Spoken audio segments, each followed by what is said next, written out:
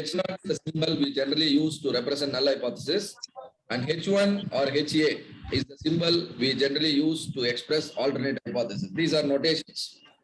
We talked about it. Now I want to check whether you have understood correctly or not. Right? The cooking oil manufacturing company says that the fat content in the cooking oil is 15%. Now, can you tell me what is null hypothesis here? Come on, participate. The cooking oil company says the saturated fat content is 15%. Now, what is the null hypothesis statement? Fat content. Fat content 50%. 15%. Fat content equal to 15%. When I say that, that is called a null hypothesis. Am I correct with my statement? So framing the statement is very important. Yes. Sir, I just have one doubt, sir. Yes, please. One sample t-test and one sample z-test is there, na, sir? Yes, it is written here. So which is comes under which category, sir? I am not told now. Wait for it. I asked about only what is null hypothesis. And somebody said null hypothesis is saturated fat equal to 15%. He is correct. I said he is correct. Because null hypothesis is always a statement of equality. Do you see equal to symbol here? Yes? Yes. If you believe what others are believing, your statement is null hypothesis. If you differ from what everybody is believing, your statement is called what? Alternate. Alternate, right? So alternate, there are three options. I can say saturated fat is not 15%. Saturated fat not 15% means the product is a defective product. Am I right? And the company is sending a defective product to the market and it is going to cause a lot of damages. So if you want to warn the company, then you must prove this. Right? So in order to prove this, we do an hypothesis testing. This is a two-tailed study. If the fat content is more than 15%, that product is defective. If it is less than 15%, then also product is defective. Am I right? Most of the time, all technical specification will lead to a two-tailed study only. Only sometimes you may have to do a right-tailed study or left-tailed study. For example, our green belt exam. If you score less than 60, you will not get the certificate. But if you score 60, you get the certificate. You score more than 60 also, you get the 60. You get the certificate. Am I right? Correct. What is our green belt exam? That is a one-tailed test. We are only checking whether you are scoring below 60 or not. Isn't it? Problem is only on one side. Other side is not a problem. If your specification, you are concerned about the specification only on one side, your study will be either right-tailed or left-tailed. The specifications are important on both sides. The study will be called what? Two-tailed study. And now, fat content, is it a continuous data or discrete data? That continuous. Content is continuous. If you are a person outside of the company, the population parameters are not known to you. Population parameters are not known to you. Particularly standard deviation of the population. Population now, all the cooking oil bottle manufactured at the company is the population. So no. All the cooking oil bottles manufactured in the company is the population. I can't check each and every cooking oil bottle. I check only a sample. If I am an outsider, I don't know the standard deviation of the population. I will go for one sample t-test. Am I correct? Similar to Maggie.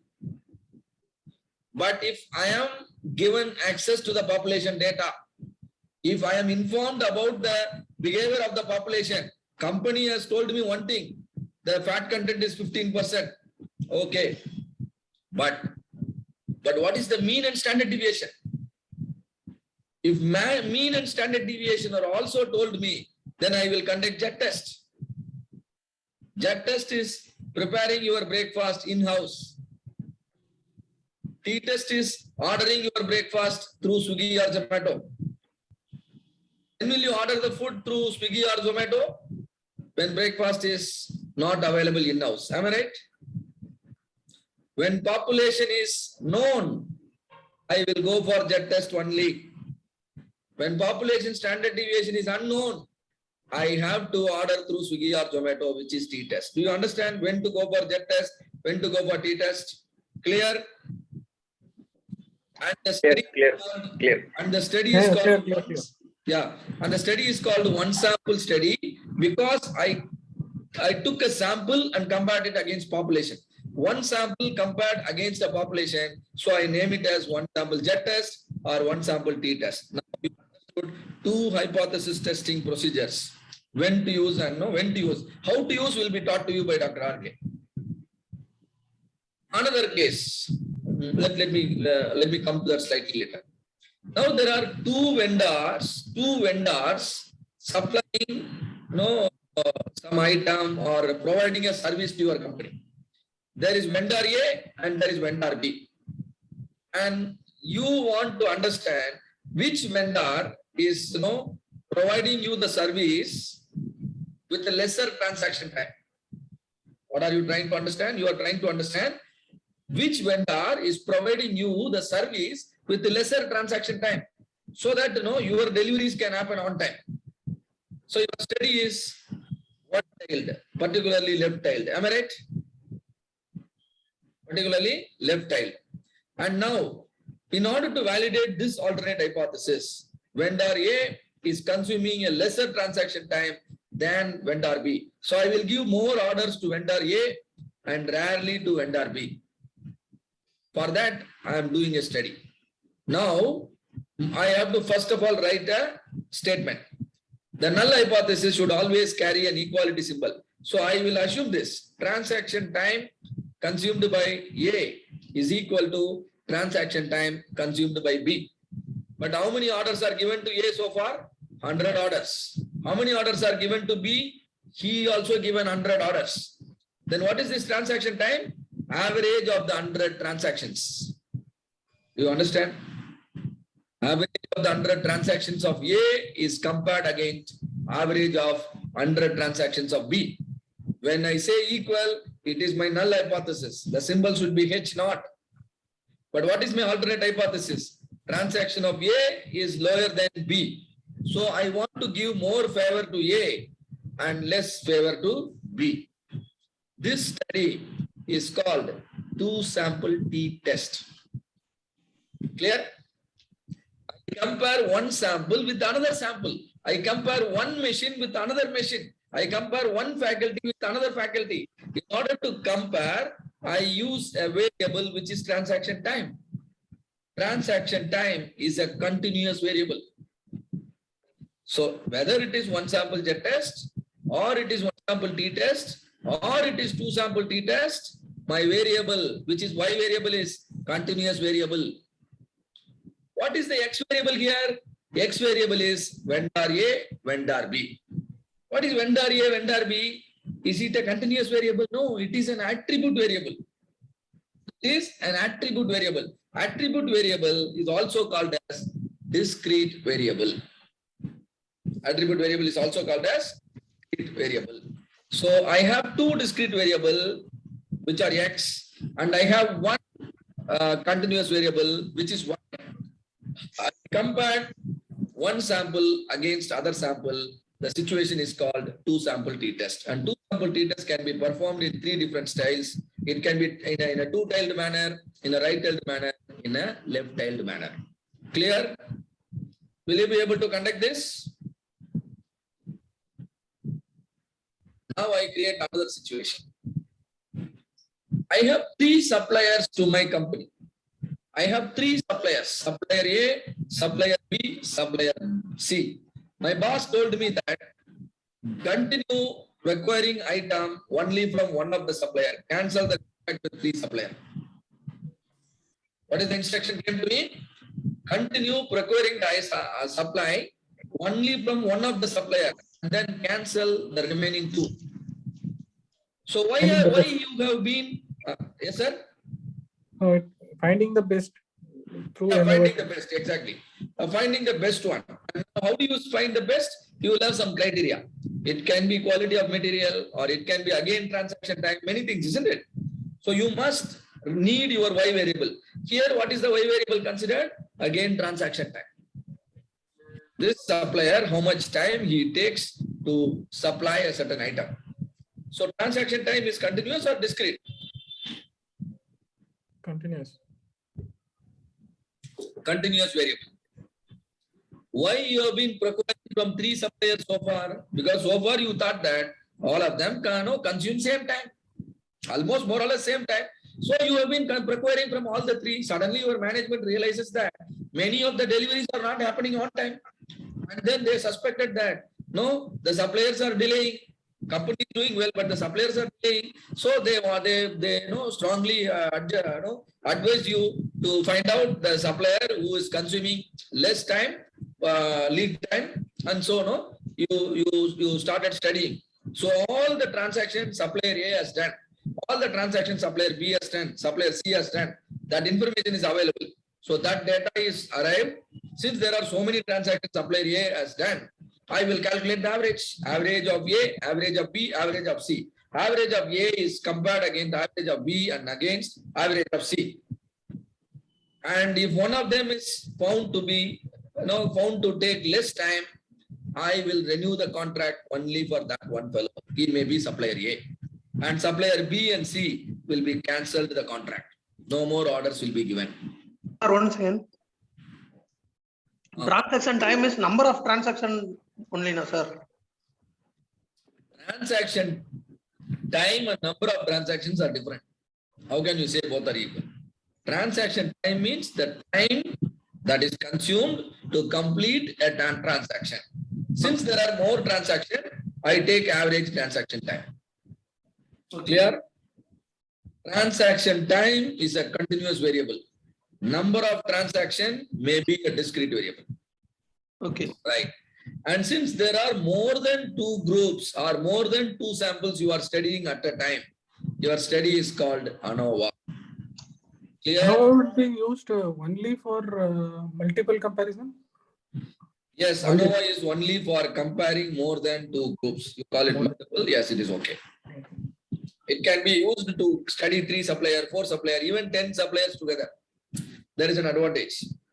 I'll probably make you dive deeper, maybe in the next level, because when I tell everything, that you will find it difficult sometimes.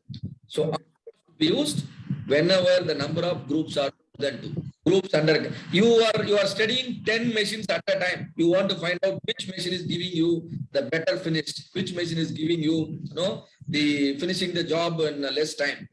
That's the situation for ANOVA. Okay. So far, what are all the tests we understood?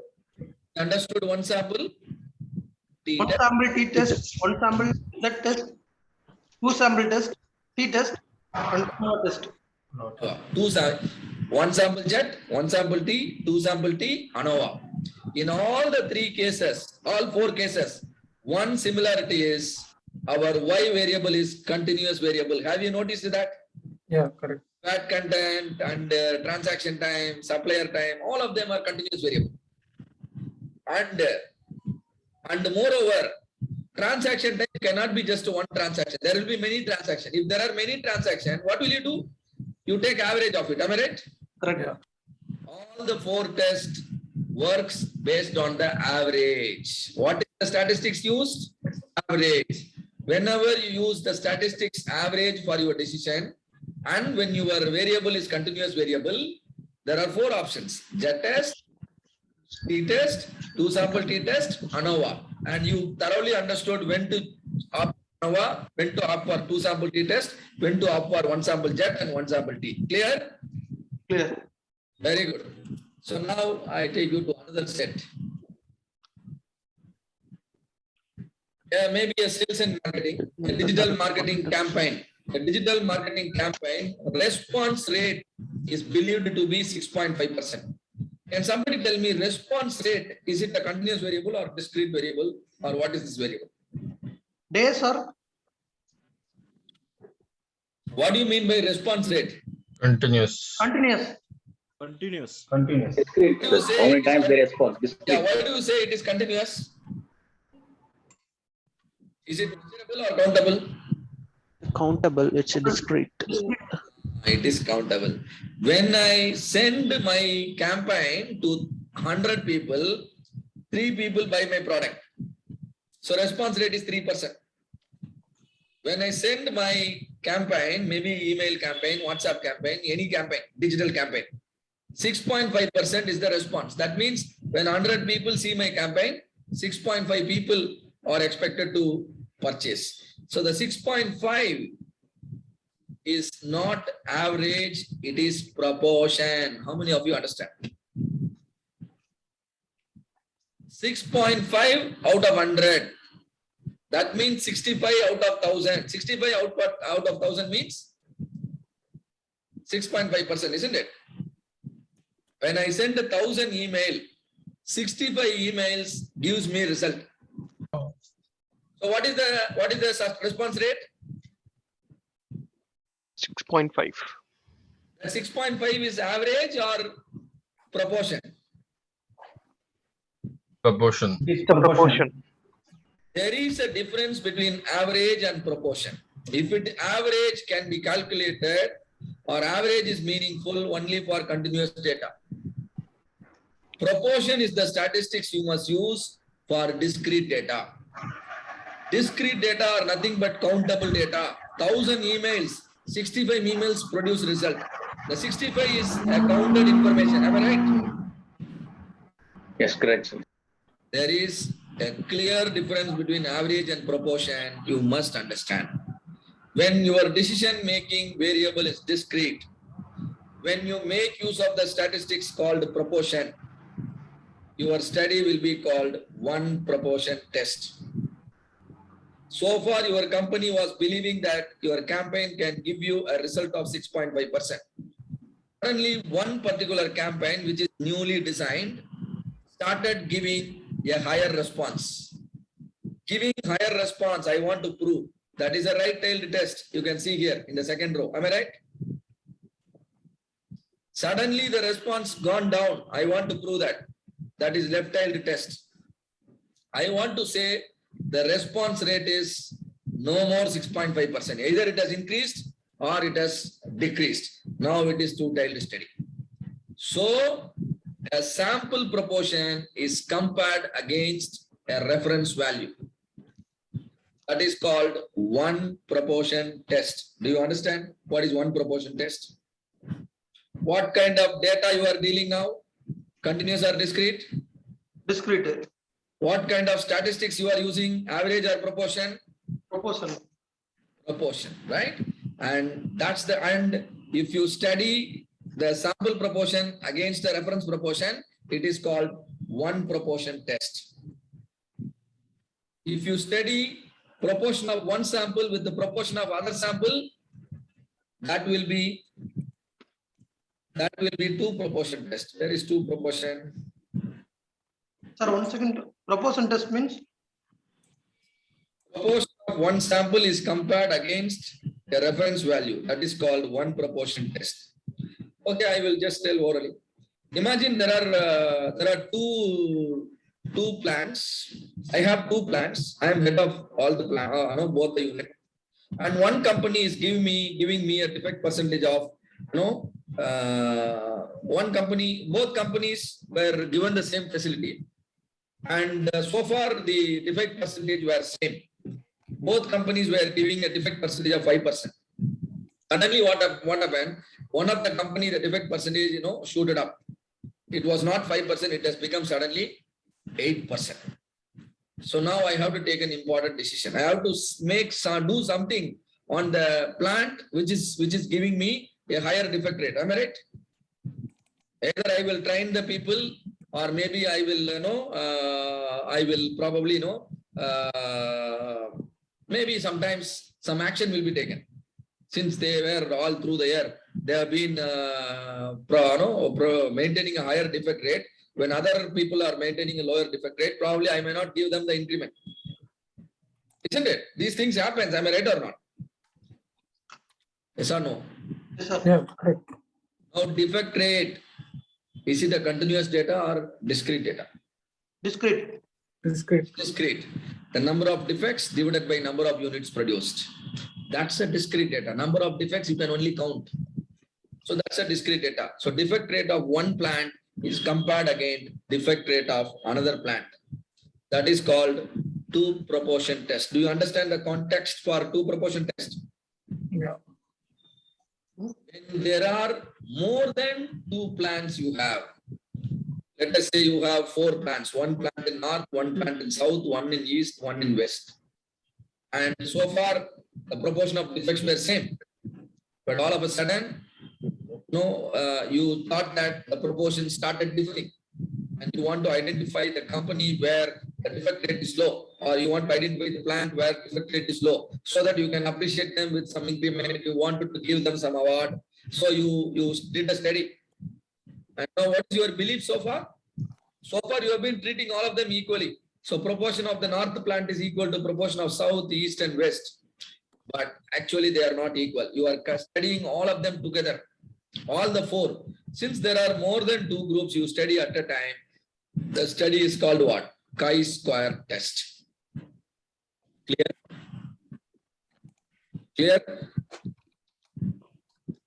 Yes, sir? Yes, sir. Yeah. Yes, yes. There are 2 things. One is you study using average. Another one is you study using proportion. Proportion. For study using average, you have 4 tests now in your hand. 1 sample Z, 1 sample T, 2 sample T, and ANOVA. ANOVA. Proportion, you have 1 proportion test, 2 proportion test, and then chi-square test. So 7 hypothesis testing were introduced to you, and few more good tools are there that will be taught to you as we go with the examples. So I think you now have the basics to learn the important tool, the most important tool. Sir, once again, just a brief outline explanation to proportion test, no, sir. Yeah, you use proportion to take the decision. Okay. See, for example, I want to compare this particular batch of green belt. The 20th batch of green belt in this year is a batch. The success rate, what is the success rate I can expect from the batch? 100. 100. And last batch, we had a success rate of 82%. Okay. Now this batch is better because you are telling me that success rate is going to be 100%. That means all of you are going to pass the exam in the very first attempt. Now what is this comparison? 100%, this side is 82%. And I am saying that this 20th batch is significantly better than the previous batch. Significantly better. The word significance is important. Okay. So this is called a 2 proportion test. Success rate is 100% here. Success rate is 82% there. Success rate is proportion, am I right? 100 out of 100. Yes, sir.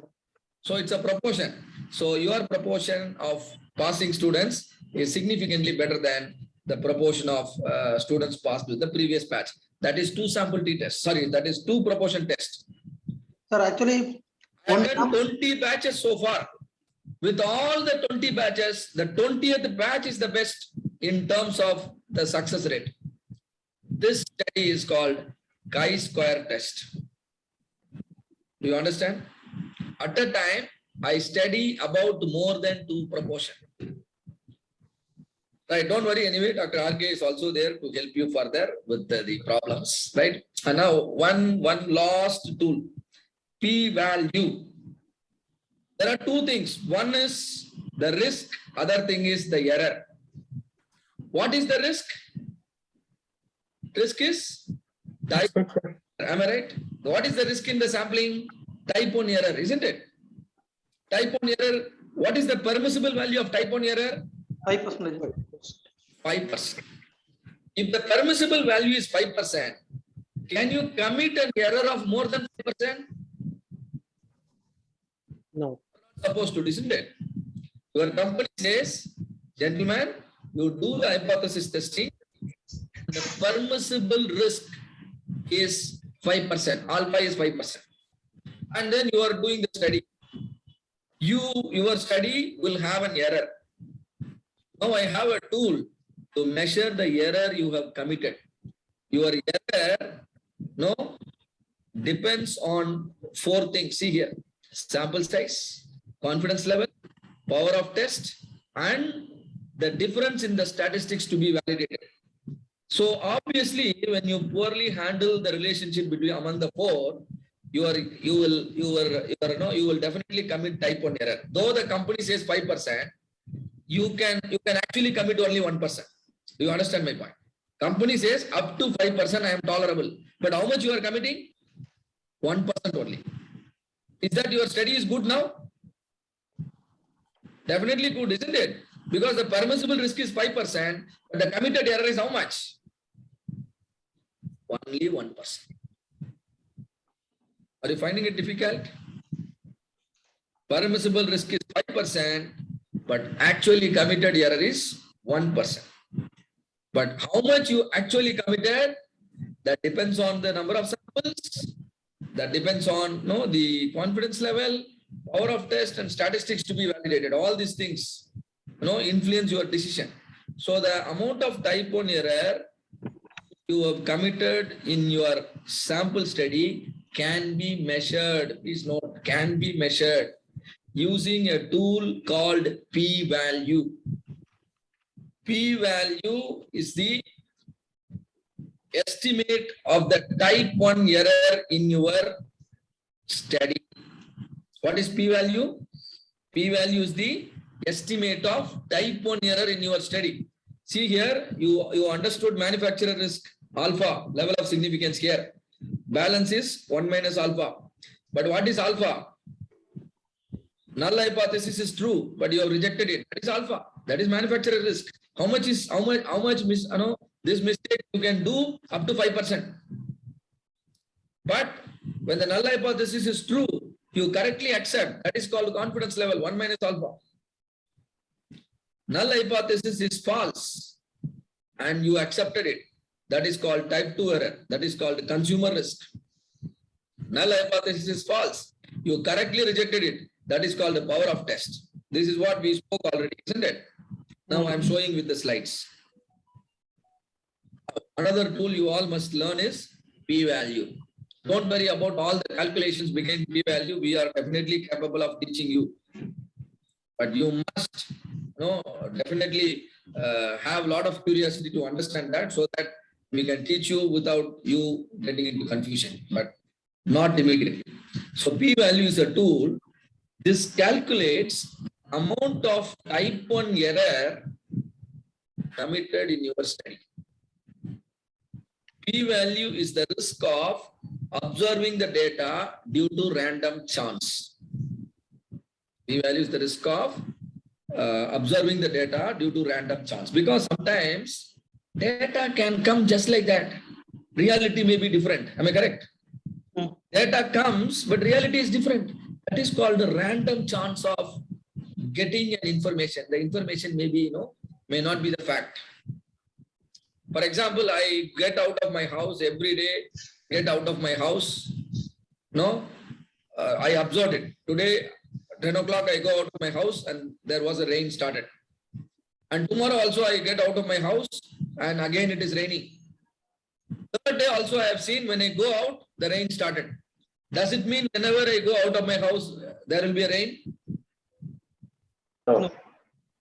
But I observed it 3 days.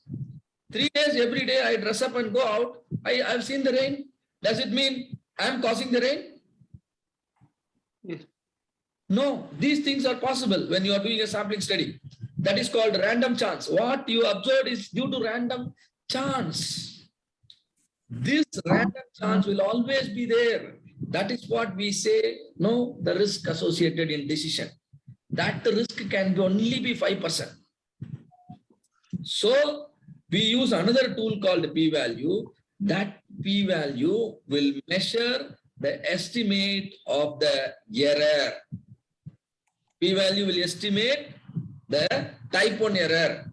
And what is the maximum value allowed for type 1 error? 5%. Whenever your p-value goes above 5%, don't reject your null. This is my advice to you. Do you all understand? P-value is a tool that gives an estimate of the type 1 error in your study. And company told you that type 1 error should be only 5%. And P-value gives an estimate of it. And P-value, if it goes above 5%, what you should do is you must safely ignore your study. Am I correct or not? Yes. This company is not going to listen to you if you maintain a lower confidence level. What is the confidence level required? 95%. In order to achieve a confidence level of 95%, alpha should be less than 5%. But how much is the alpha in your study? How do I know? Through another tool called P-value. If P-value is more than 5%, I will ignore my finding. I will ignore my study. I will consider my study as statistically insignificant. All the words are very, very important. My study will be considered insignificant when my P-value is more than 5%. Are you okay with the statement? Yes? Is my English okay? Yeah. But in the event my P-value is less than 5%, what will I do? I will confidently reject the null hypothesis. What everybody believes in my company, I will go against them. I will reject the belief and say that my finding is true. Do you get my point? How do I take the decision? Because now my P-value is less than 5%. I wanted it, isn't it? When my P-value is less than 5%, the type 1 error involved in my study is less than 5%. When type 1 error is less than 5%, confidence level is more than 95%. Am I correct or not?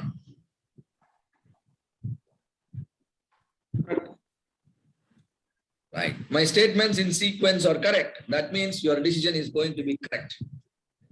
Please look for a P-value of lower than 5%. If it happens, your study is significant. If P-value is less than 5%, the signal that is coming from the data is true. Clear? Start believing the data. Start believing the people. So start believing the data. Believing the data means you have understood the fact. Because P-value is less than 5%. Whenever P-value is less than 5%, the signals that are coming from your data are true. Whenever P-value is more than 5%, the signal that are coming from your data contains, the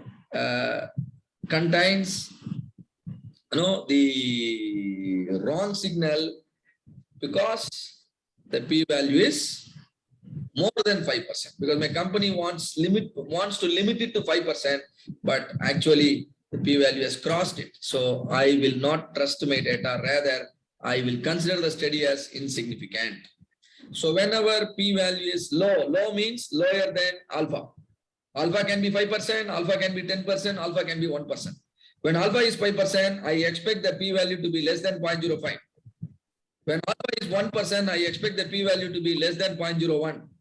When alpha is fixed as 10%, I expect the P-value to be less than 0.1. Do you understand how the value happens? Right? It all depends on what your company wants. It all depends on the level of confidence you expect from your study.